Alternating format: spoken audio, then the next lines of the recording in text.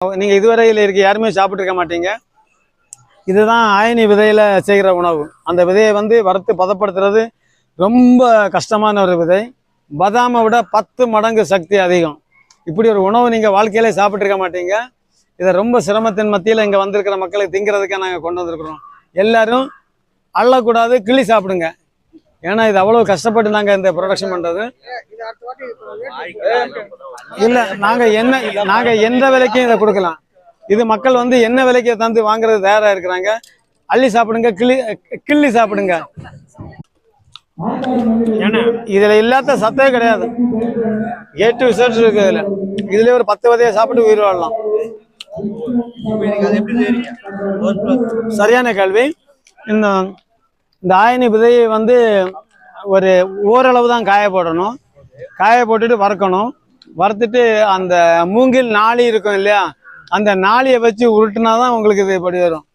பாருங்க, அந்த மூங்கில் நாளியே விவசாயி சம்மந்தப்பட்டது, தமிழை சம்மந்தப்பட்டது. மற்ற எல்லாருமே மட்டில் தான் வச்சிருக்காங்க. இது நீங்க எத்தனை லட்சம் தந்தாலும் தரமாட்டேன். இது அவ்வளவு கஷ்டப்பட்டு ஒவ்வொரு விதையை பொறுக்கிறதுக்கு முதுகு தண்டு வேணும். எவ்வளவு பலம் வேணும்னு உங்களுக்கு தெரியல நண்பரே. அள்ளுங்க அள்ளுங்க அள்ளுங்க.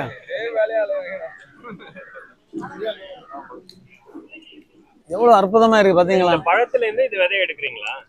ஆமா, பழத்துல இருந்து எவ்வளவு கஷ்டமான ப்ராசஸ் தெரியுமா இது? ஆயனி பலா விதைகள், முண்டன் பலா விதைகள், தேன் பலா விதைகள் இலவசமாக கொடுக்குறோம். வானம் பார்த்தா பூமி முதல் எல்லா சேனல்களுக்கு நண்பர்களுக்கு வணக்கம். இலவசமாக வந்து மக்கள் இன்னைக்கு வாங்கி சொல்லுங்க. விதைகள் வந்து நிறைய கொண்டு வந்திருக்கோம்.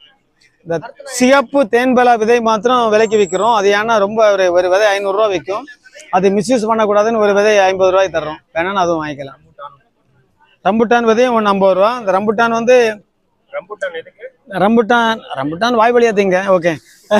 இந்த ரம்புட்டான் நீங்க நேற்று நான் ஃபேஸ்புக்கில் பார்த்துருக்கேன். நீங்க பார்த்தீங்கன்னா இது கட்டாந்தரையில நட்ட மரம். இந்த கட்டாந்தரையில நிற்கிற மரம் வந்து ஒரு உரமும் போடாம வளர்க்குறதுனால எல்லா மண்ணுக்கும் வரும். அது ஒரு விதை இதுல நான் வச்சிருக்கேன் விதை. உண்மையாவே நான் காமெடியெல்லாம் பேசல. ஒரு 200 மரம் வச்சிங்கன்னா கோடீஸ்வரம் ஆகலாம். ரம்புட்டான் எந்த வேலையும் பார்க்கக்கூடாது. அப்பப்போ வேப்பு மரத்துக்கு சருகை போடுங்க. வேப்பு மரத்துக்கு சருகை போட்டீங்கன்னா எந்த மண்ணிலையும் செட் ஆகும். ரம்புட்டானா திங்கணும் சார். அது பாருங்க, இது நான் எங்களுக்கு எல்லாம் சாப்பிடுறது